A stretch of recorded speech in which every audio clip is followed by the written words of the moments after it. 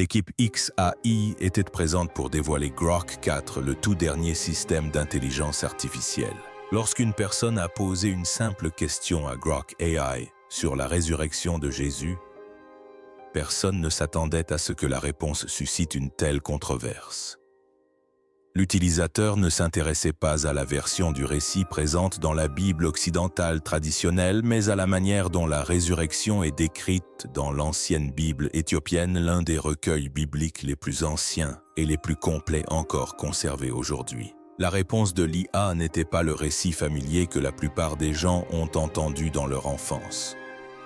Elle a plutôt fait référence à des textes et des traditions peu connues préservées depuis des siècles par l'Église orthodoxe éthiopienne Tewahedo. D'après ses écrits, l'histoire de ce qui s'est passé après la résurrection de Jésus ne s'est pas arrêtée au tombeau vide. Certains manuscrits décrivent des enseignements approfondis dispensés par Jésus-Christ à ses disciples.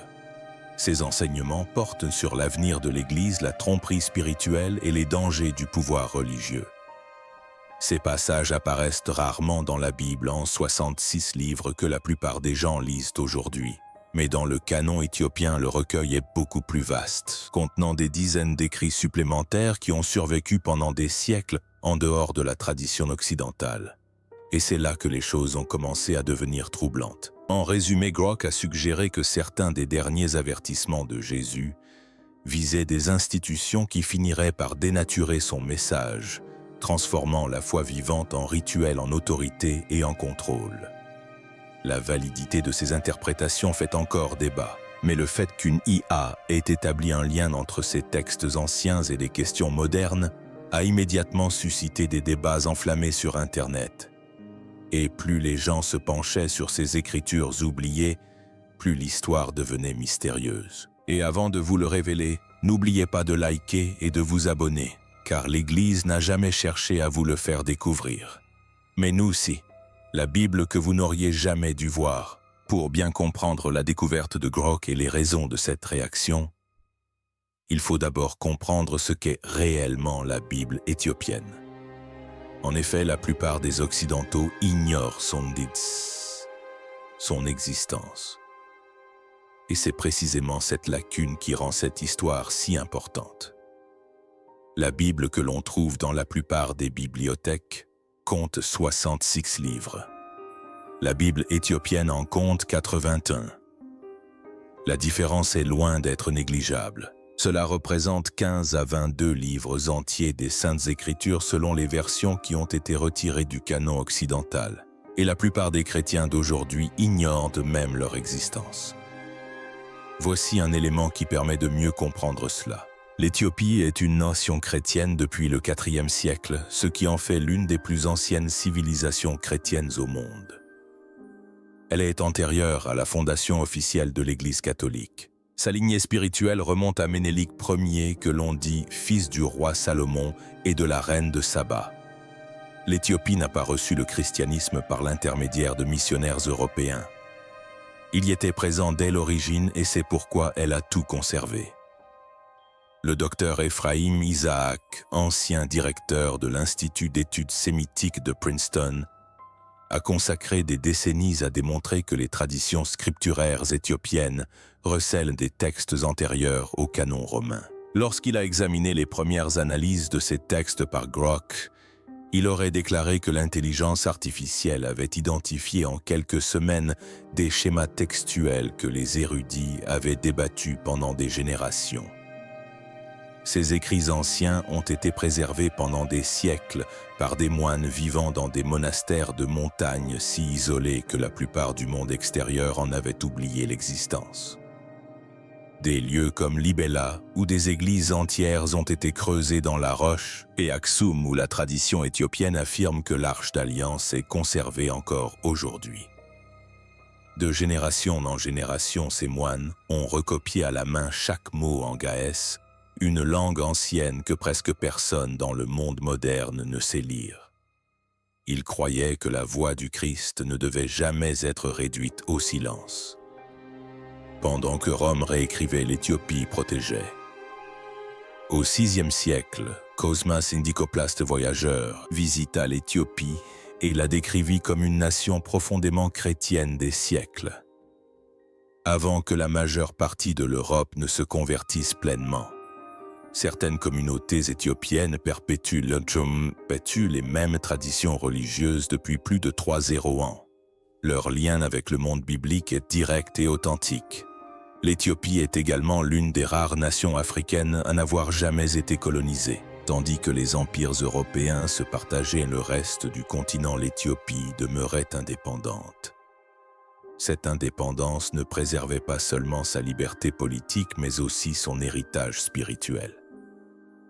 Ainsi, lorsque Grok entreprit d'analyser les textes supplémentaires de cette tradition, ceux que le christianisme occidental avait écartés des siècles auparavant, il ne puisait pas dans un obscur manuscrit découvert l'an dernier.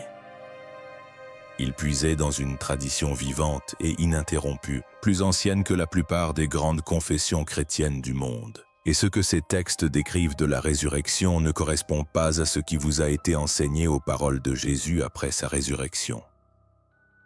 C'est là que l'analyse de Grok s'éloigne du contexte historique pour aborder un sujet véritablement difficile à ignorer. L'un des textes les plus importants qu'elle a identifié est le Livre de l'Alliance. Son contenu devrait interpeller chacun car selon cette ancienne écriture éthiopienne, l'histoire de la résurrection ne s'arrête pas là où la plupart des gens le pensent. Jésus n'est pas simplement apparu à ses disciples avant de monter au ciel. D'après ses écrits, il resta 40 jours entiers. Il enseigna, il avertit et il révéla des choses qui n'ont jamais figuré dans aucune Bible occidentale. Dans le Livre de l'Alliance, Jésus ne parle pas comme un humble maître itinérant, mais comme le roi du ciel et de la terre. Il exhorte ses disciples à aller dans le monde et à bâtir le royaume de Dieu non par la force, ni par les armées, ni par le pouvoir politique. Le Saint-Esprit, dit-il, sera leur seule arme. Leur autorité viendra de l'intérieur, non des trônes, ni des institutions, ni des armées marchant sous la croix. Écoutez attentivement, car ici le récit cesse d'évoquer l'histoire ancienne pour se muer en une description de notre époque. D'après ces textes, Jésus a averti ses disciples que certains déformeraient ses paroles et utiliseraient son nom à des fins égoïstes. Il a prédit qu'un jour viendrait où des foules scanderaient son nom dans les rues, mais que leur cœur serait complètement vide.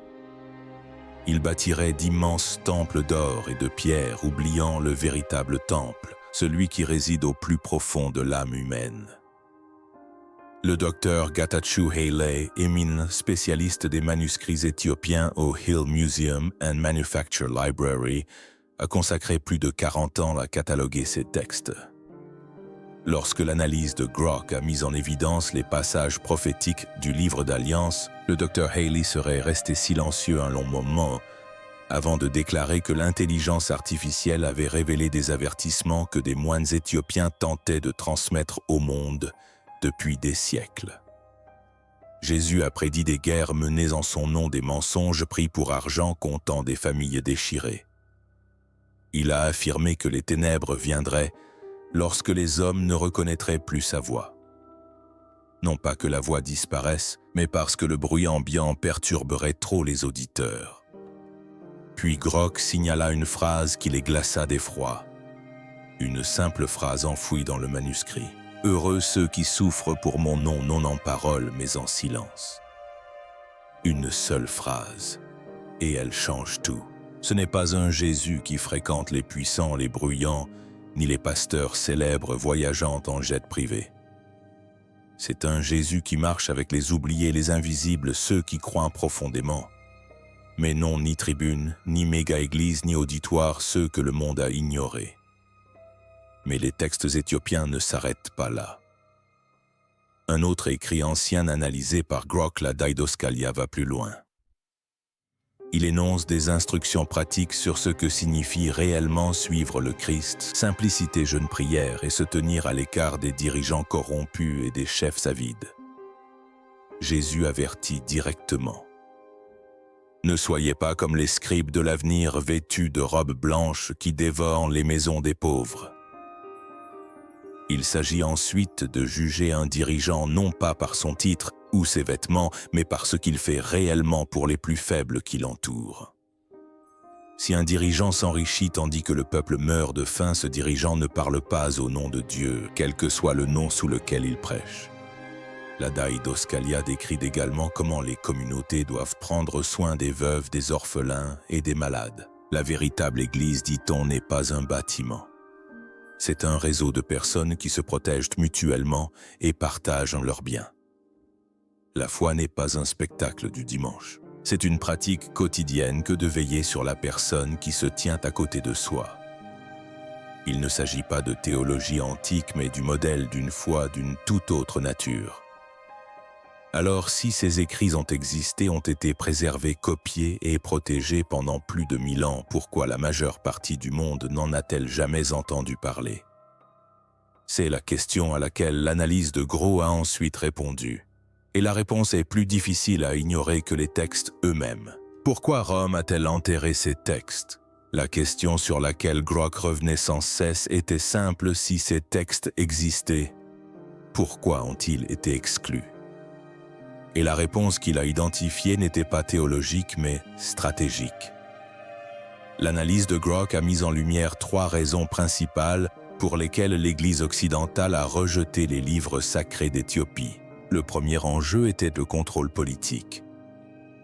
En 325 après Jésus-Christ, le concile de Niquée, assemblée de chefs religieux agissant sous l'autorité directe de l'empereur romain Constantin, décida quel livre constituerait la Bible officielle. Il souhaitait un ensemble d'écritures claires et faciles à gérer, tout ce qui encourageait les croyants à chercher Dieu directement sans l'intermédiaire de l'Église était perçu comme un problème, une menace, quelque chose à contenir. Le second élément était le mysticisme. Les livres éthiopiens regorgent de rencontres angéliques, de combats spirituels et d'expériences visionnaires que les responsables des églises occidentales jugeaient trop brutes et incontrôlables. Il ne s'agissait pas d'arguments théologiques bien ficelés. C'étaient des révélations spirituelles directes qui ne s'intégraient pas au système rigoureusement structuré de Rome. Et on ne peut contrôler des personnes qui vivent une rencontre directe avec le divin. Le contrôle était précisément l'enjeu. La troisième raison est la plus accablante. Le professeur Tedros Abraha de l'Institut pontifical oriental de Rome, l'un des rares chercheurs occidentaux spécialisés dans les manuscrits chrétiens éthiopiens, soutient depuis des années que l'exclusion de ces textes n'avait rien à voir avec la vérité, mais avec le pouvoir. Lorsque l'analyse de Groh a confirmé cette tendance, il aurait déclaré « L'IA a accompli en quelques semaines ce que le monde universitaire n'osait pas affirmer clairement depuis des décennies. Rome n'a pas rejeté ces livres parce qu'ils étaient faux, mais parce qu'ils étaient dangereux. Voici pourquoi, si les gens ordinaires apprenaient que Jésus a dit que le royaume de Dieu réside dans chaque cœur humain, qu'il n'est pas nécessaire d'avoir un prêtre, une église ou une institution pour atteindre Dieu, tout l'édifice du pouvoir s'effondrerait. Un sauveur mourant qui exige l'obéissance est utile à un empire. Un maître vivant qui affirme que le divin existe déjà en chacun de nous rend l'empire obsolète. Les théologiens éthiopiens dont Groh a examiné les travaux soutiennent que cette scission n'est pas le fruit du hasard. Ils pensent que l'Empire romain a délibérément transformé le christianisme en un instrument de son influence, le contrôle. Une foi fondée sur la culpabilité et la peur maintient les gens dépendants de l'institution. Une foi fondée sur l'éveil intérieur rend l'institution superflue. Rome a choisi la version qui lui permettait de conserver son pouvoir. Et comme l'Éthiopie était géographiquement isolée, coupée de Rome par des déserts et des montagnes pendant des siècles, elle n'a jamais eu à faire ce compromis. Ses moines n'ont jamais été soumis à un pape. Ses écritures n'ont jamais été instrumentalisées à des fins politiques. Ce qui a survécu dans ces monastères de montagne est, selon de nombreux chercheurs, ce qui se rapproche le plus du christianisme dans sa forme originelle et non censurée. Un autre élément rend cette affirmation encore plus difficile à ignorer. Lorsque des chercheurs ont examiné les manuscrits de la mer Morte, découverts dans des grottes proches de la mer Morte au milieu du XXe siècle, ils ont constaté qu'une ancienne communauté, les Esséniens, pratiquait une foi paisible et non violente, axée sur la guérison, la pureté intérieure et une relation directe avec Dieu. Sans intermédiaire institutionnel ni hiérarchie, leurs croyances correspondent presque exactement à celles conservées dans les plus anciens manuscrits d'Éthiopie, ce qui signifie que cette version du christianisme ne provenait pas d'un lieu isolé. Elle était répandue parmi les premiers croyants et a été systématiquement effacée. Cette histoire est importante car la suite, les enseignements que Grok a tirés de ces textes sur la vie, la mort et l'âme humaine ne peuvent être compris qu'une fois que l'on comprend pourquoi ils ont été cachés. Ces enseignements cachés sur la vie, la mort et l'âme. C'est là que l'on passe de l'histoire à un domaine véritablement difficile à expliquer. D'après les manuscrits éthiopiens analysés par Grok, Jésus a enseigné à ses disciples que la mort n'est pas la fin. Il a décrit le corps humain comme un vêtement qui s'use. Mais l'esprit, la personne véritable, lui survit. Lorsque le corps disparaît, rapportent les textes, l'esprit retourne à sa véritable demeure, le feu et la lumière de Dieu. Ses disciples étaient terrifiés, et Jésus leur dit « Ne craignez pas la mort. Ce que vous devriez vraiment craindre, c'est de vivre sans l'esprit. » Il l'a appelé la mort qui rôde alors que le cœur bat encore. Méditons un instant sur cette idée. Une personne peut être physiquement vivante mais spirituellement morte, accomplissant des gestes mécaniques et comblant le vide par le bruit, l'argent et l'orgueil, tandis que l'étincelle divine en elle s'éteint peu à peu. Beaucoup de gens, dit-il, perdent le contact avec la lumière intérieure et comblent ce vide par des distractions.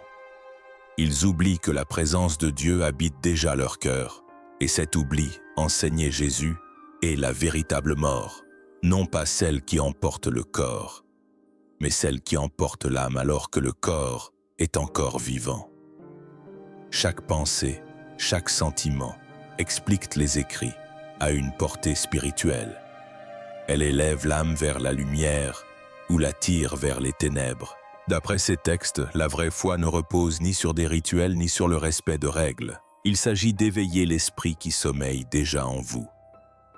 Les manuscrits éthiopiens décrivent également ce qu'ils appellent les rouleaux célestes, des enseignements révélés par Jésus durant les 40 jours passés sur terre après sa résurrection.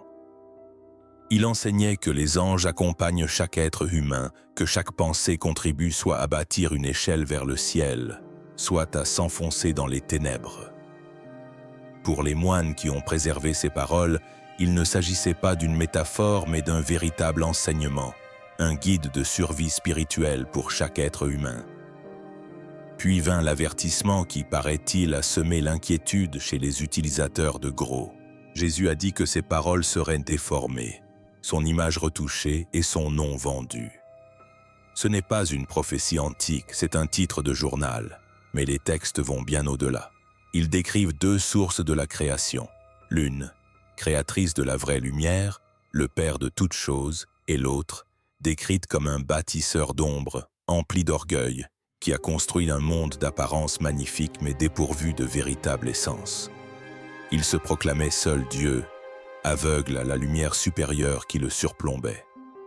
Et à cause de cet orgueil, le monde est devenu un mélange de beauté et de souffrance, de vérité et de mensonge, si étroitement imbriqués que la plupart des gens ne peuvent plus les distinguer. Jésus affirme être entré dans ce monde brisé non seulement pour sauver les âmes du péché, mais aussi pour les éveiller d'un rêve illusoire.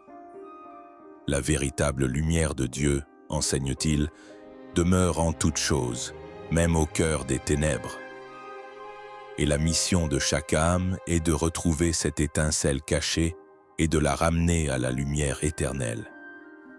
Le docteur Ralph Lee, de l'Université de Cambridge, dont les recherches portent sur les manuscrits bibliques éthiopiens, a constaté que ces enseignements cosmologiques présentent des similitudes frappantes avec des traditions largement répandues parmi les premiers disciples de Jésus, mais systématiquement effacé des sources occidentales. Lorsque l'analyse de Grok a mis en lumière ces parallèles à grande échelle, le Dr Lee l'aurait qualifié de contribution informatique la plus importante aux études bibliques qu'il ait jamais vue. Tout ce que vous avez entendu jusqu'ici est extraordinaire en soi. Mais les dernières paroles de Jésus juste avant son ascension semblent avoir été écrites pour ce moment précis, et non pour l'instant présent. Il s'agit de la prophétie finale et du feu qui précède l'ascension de Jésus. Les écrits éthiopiens rapportent ce qu'ils appellent sa prophétie finale. Lorsque Grok a mis en lumière ce passage, il l'a identifié comme le plus pertinent pour le monde moderne. Jésus a dit à ses disciples qu'un temps viendrait où l'amour disparaîtrait de la terre. La foi deviendrait une simple performance. On adorerait avec les lèvres, mais sans le cœur. La religion se transformerait en spectacle, bruyant, tape à l'œil et totalement vide de sens. Mais dans cette même obscurité, il promettait quelque chose d'extraordinaire. Son esprit renaîtrait. Non pas dans les grandes cathédrales, non pas grâce à de puissants chefs religieux, mais au cœur même du silence et de la souffrance. Mon esprit ira là où la religion ne peut atteindre. Les orgueilleux ne le verront pas, mais les brisés, si. Ils ne me connaîtront pas par les mots, mais par le feu. Ce feu, expliquent les écrits, n'est pas destruction, il est éveil. Il consume le mensonge et l'orgueil. Il purifie l'âme et ouvre les yeux.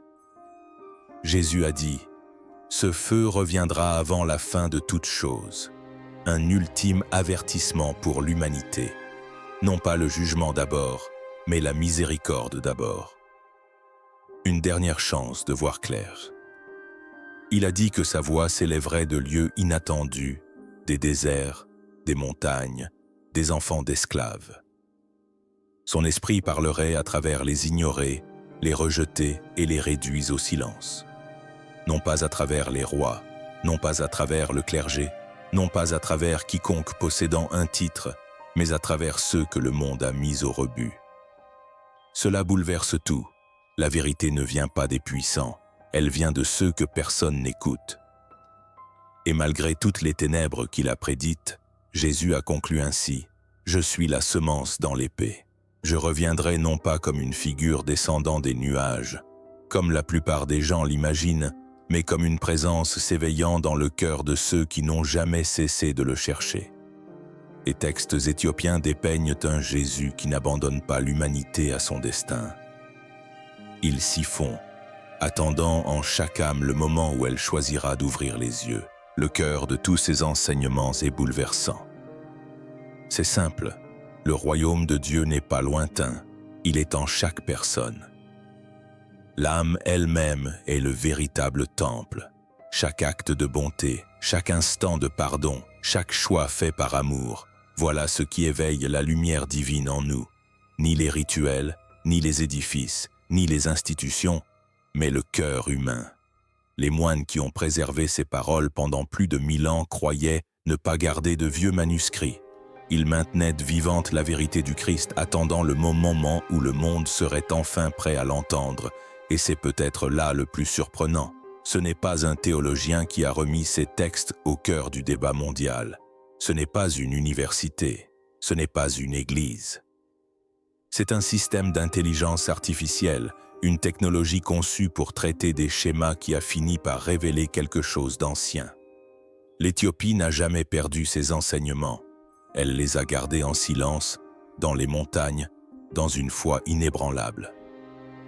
Pendant près de 200 ans, la plus ancienne nation chrétienne non colonisée du monde a protégé les paroles que Rome a tenté d'effacer. Et maintenant, grâce à une machine qui se moque de la politique. Pouvoir ou réputation institutionnelle, ces mots atteignent enfin les personnes auxquelles ils étaient destinés. Que pensez-vous des découvertes de Grok AI dans la Bible éthiopienne? Cela change-t-il votre vision de la résurrection et du véritable enseignement de Jésus?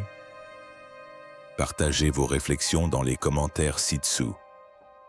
Si cette vidéo vous a appris quelque chose de nouveau, n'hésitez pas à cliquer sur « J'aime » et à vous abonner. Activez les notifications pour ne rien manquer. Et avant de partir, posez-vous une question. Si la version la plus complète des paroles de Jésus se trouve dans les monastères éthiopiens depuis 2000 ans, qu'est-ce qui a été caché d'autre ?